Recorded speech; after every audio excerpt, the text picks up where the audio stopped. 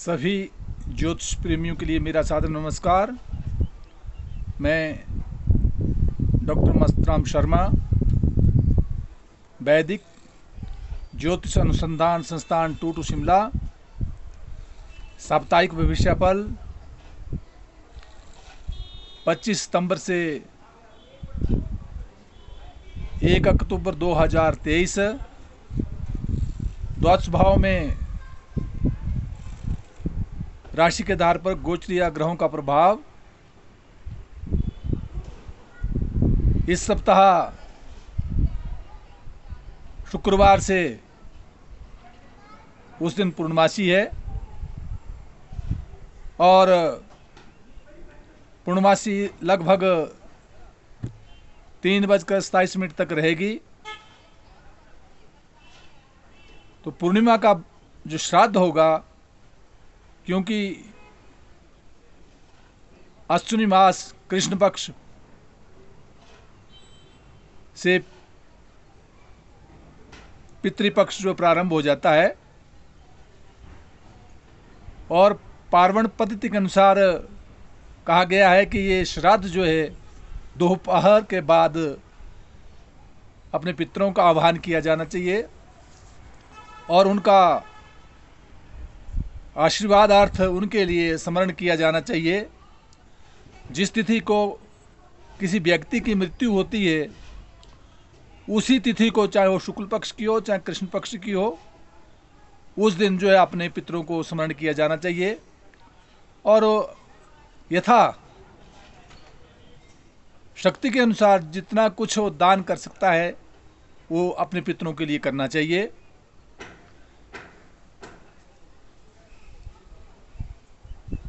द्वादश भाव में ग्रहों की स्थिति मेष राशि पर राहु और गुरु का योग बना रहेगा। कर्क राशि पर शुक्र ग्रह, सिंह राशि पर बुध और कन्या राशि पर सूर्य और मंगल का योग। तुला में केतु, चंद्रमा मकर राशि पर रहेंगे और यही चंद्रमा 26 तारीख को रात को 8:27 पर जो है कुंभ राशि में प्रवेश कर जाएंगे और 28 तारीख को फिर चंद्रमा रात को ही 8:28 पर जो है मीन राशि में प्रवेश करेगा और उसके उपरांत जो है 30 तारीख को चंद्रमा मेष राशि में 9:08 पर प्रवेश करेंगे। क्योंकि सप्ताह में पितरों को स्मरण किया जाएगा, उन्हें श्राद्ध निमित्त जो है विधि विधान से जो है उनका आह्वान किया जाना चाहिए। इसलिए मेष राशि के जातक के लिए जहां राहु और गुरु का योग दोनों ही वक्री स्थिति में है, इसलिए शरीर का विशेष ध्यान रखना होगा। कहीं चोट इत्यादि से बचना होगा। परंतु जो चंद्रमा की स्थिति बनी हुई है वो 10वें स्थान में राजपक्ष से मान सम्मान और प्रतिष्ठा को दे रहा है और उपरांत 26 तारीख को रात्रि के उपरांत जब कुंभ राशि में चंद्रमा चला जाएगा तो ये आर्थिक लाभ देगा, मान सम्मान प्रतिष्ठा देगा।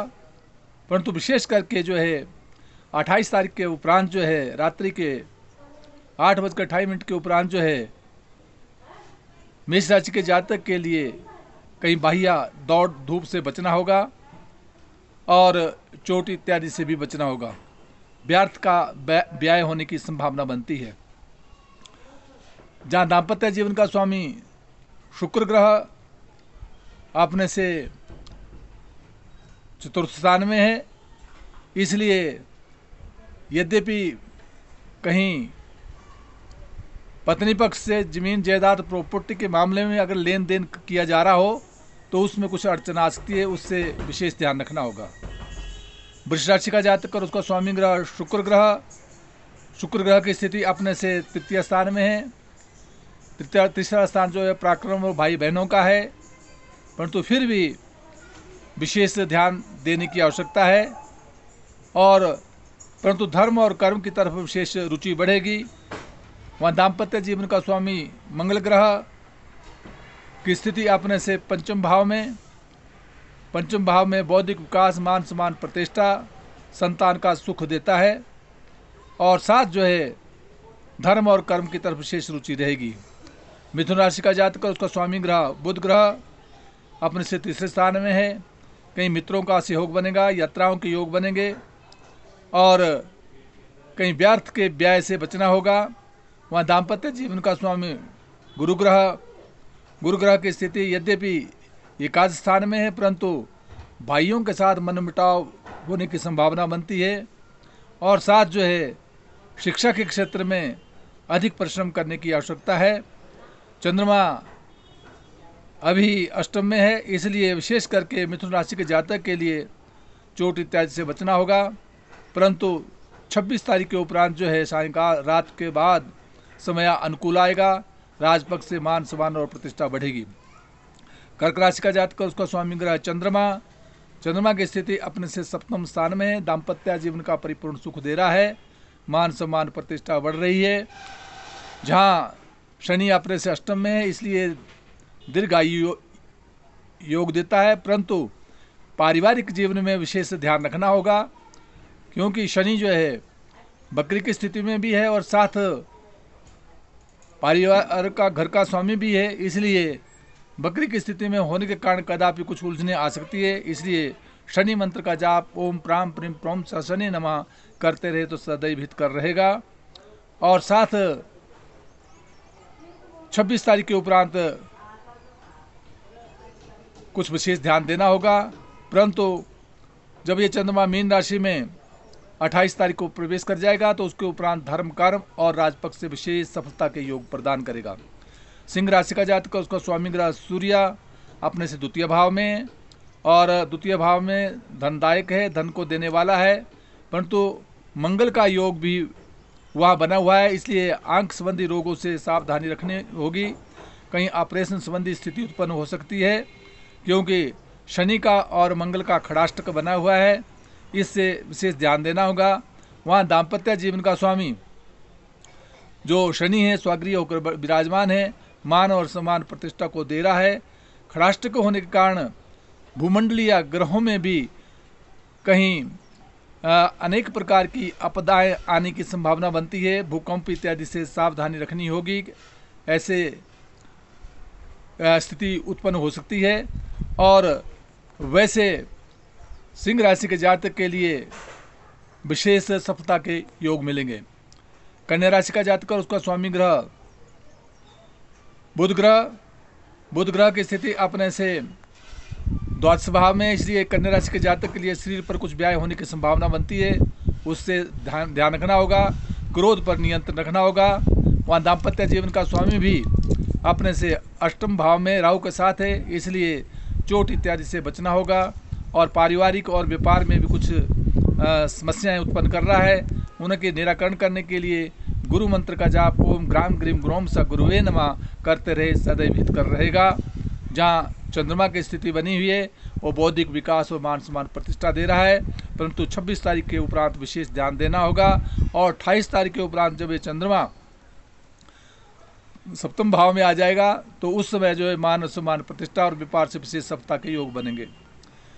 तुला राशि का जातक और उसका स्वामी ग्रह शुक्र ग्रह की स्थिति अपने से दसम स्थान में है, राजपक्ष से मान सम्मान प्रतिष्ठा को प्रदान करेगा। वहाँ दाम्पत्य जीवन का स्वामी बृहस्पति जहाँ दाम्पत्य के घर में बैठा हुआ है, इसलिए पारिवारिक पक्ष में विशेष ध्यान देना होगा, क्योंकि शुक्र जो है दाम्पत्य जीवन का स्वामी अपने से दशम भाव में, इसलिए कहीं विशेष करके शत्रु क्षत्रिय होने के कारण कुछ उलझने आ सकती है, उनसे बचना होगा। वृश्चिक राशि का जातक है, उसका स्वामी ग्रह मंगल अपने से की जो स्थिति बनी हुई है अपने से एकादश स्थान में आर्थिक लाभ दे रहा है। वह दाम्पत्य जीवन का स्वामी जो शुक्र ग्रह है वो अपने भाग्य स्थान में, धर्म और कर्म की तरफ विशेष रुचि बढ़ेगी, उपरांत मान सम्मान प्रतिष्ठा बनी रहेगी। धनु राशि का जातक और उसका स्वामी ग्रह गुरु ग्रह की स्थिति अपने से जहाँ पंचम भाव में है, बौद्धिक विकास करवा रहा है, मान सम्मान प्रतिष्ठा को दे रहा है, परंतु फिर भी ये गुरु जो है अस्त की स्थिति में तो नहीं, परंतु बकरी की स्थिति में राहु के साथ होने के कारण जो है कदापि बौद्धिक विकास में उलझन उत्पन्न कर रहा है। वहाँ दाम्पत्य जीवन का स्वामी बुध ग्रह की स्थिति जो है अपने से भाग्यस्थान बने, इसलिए भाग्यवर्धक है। मकर राशि का जातक और उसका स्वामी ग्रह शनि की स्थिति अपने से जैसे द्वितीय स्थान में आर्थिक लाभ दे रहा है, राशि पर चंद्रमा है, उपरांत धन का आगम बनेगा और जब मीन राशि में चल जाएगा तो यात्राओं के योग बनने की संभावना बनती है। और अंत में जब ये 30 तारीख को मेष राशि में प्रवेश करेगा तो कहीं भूमि संबंधी लेन देन में वाद विवाद होता है, उससे सावधानी रखनी होगी। कुंभ राशि का जातक और उसका स्वामी ग्रह शनि स्वगृह होकर विराजमान है, मान सम्मान प्रतिष्ठा को दे रहा है। वहाँ दाम्पत्य जीवन का स्वामी सूर्य अपने से अष्टम में है, इसलिए व्यापार के क्षेत्र में और पारिवारिक के क्षेत्र में उलझने पैदा कर रहा है, विशेष ध्यान देना होगा।